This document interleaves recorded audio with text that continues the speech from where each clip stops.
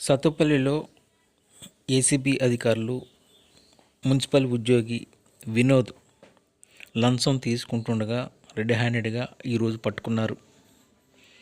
ఒక juice point వ్యక్తి నుంచి ఈ లంచం 2,500 రూపాయల లంచం తీసుకుంటుండగా ఏసీబీ అధికారులు రెడ్ హ్యాండెడ్గా పట్టుకోవడం జరిగింది.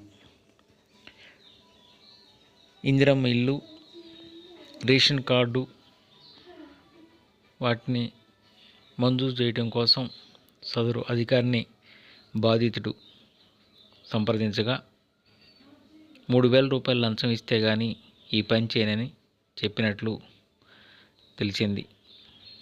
దీంతో బాధితుడు గత్యంతరం లేక 2,500 రూపాయలను వినోద్కు ముట్ట చెప్పి పట్టించాడు. ఈ విషయం సత్తుపల్లి ప్రాంతంలో చర్చనీయాంశమైంది.